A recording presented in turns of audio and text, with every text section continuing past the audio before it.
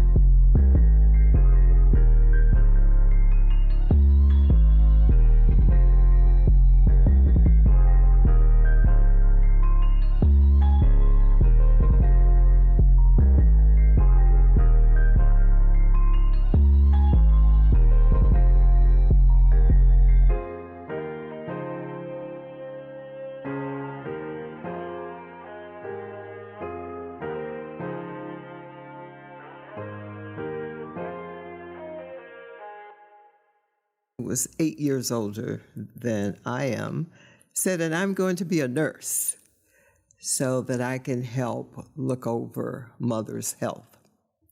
She entered a nursing program out of state because she wasn't allowed or could not enroll in a program at one of the major universities or colleges in our town. She came back home about a year later because the struggle of adjusting in another city, coming from a small town of 2,000, was just overwhelming. But she did go back to college, got a degree in education, became a master teacher, and she studied remedies, natural remedies that would address issues that mother had. So for the rest of mother's life, she made that contribution. Another brother, 6 years older than I, said, and I'm going to be a doctor. Then she can come to me and I can take care of all of her health needs. When he finished his degree at an HBCU in biology, by that time he was drafted in the military. However, once he finished that assignment, he was hired by a large utility company as an executive. He retired from that particular organization and opened 2 flourishing businesses, and he too helped mother financially. The brother that was 13 years old said, I'm going to be a pharmacist, and I'm going to make sure that she gets the medicine that she needs. And he did. He went to FAMU, an HBCU, received his PhD in pharmacy, and to this day, he advises all of us about different illnesses, different medicines that are appropriate. He did that for mother also. Well, I'm 11 years old, and I didn't know what I was going to do, but I knew from listening to my siblings that I would be going to college. Mm-hmm. And I did. Without an education, Dr. Mike, none of the promises that we made on the floor that day ever would have materialized. None of them. Education gave us an opportunity to provide for our mother, to set the stage for our own children, gave us a way to move out of the 2-bedroom little apartment that we were in, and to start a legacy movement for our own children. As a result of that education at an HBCU, 12 of us, including nieces and nephews now, graduated from FAMU. 4 graduated from Howard University. Nieces and nephews have attended over 20 colleges and universities throughout the country in 11 states. And I asked them for their resume 2 years ago when I was preparing a family reunion. And I sat there and counted every professional title. And it was over 100 titles and counting. Without a doubt, if we had not had an HBCU that knew our need was available for us, our lives would not be what they are today. Wow. Wow. Dr. Madie, for a lot of our podcast listeners, the younger folks didn't really grow up in a time when there was segregation. So just by explanation, just so people understand, your mother went to the dentist. She was sat in the coloreds only room. All the white people were served ahead of her.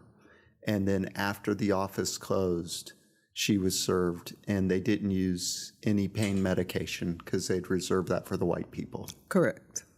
Yeah, I understood it. I just want to make sure our audience understands the gravity of that story. Mm-hmm. And it just is a reminder of how God can use a situation that people could intend not for good, but end up using it for good. Yes, absolutely. Thank you for that clarification. Yes, you're exactly right.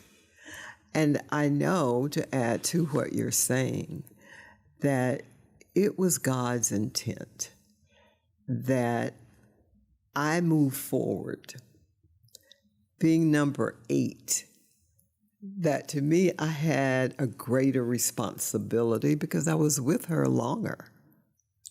So indeed, we ended up in a 4-generation household. And, excuse me, and it was the joy of my life. That's great.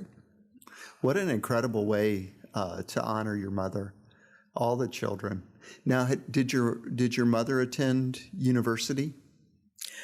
At 16 years old, my mother wanted to attend Tuskegee Institute, but her mother was too frightened to let her go from a small town in Georgia to Tuskegee, Alabama.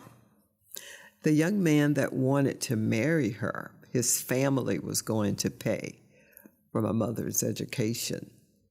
But my grandmother, for whom I am named, didn't allow it.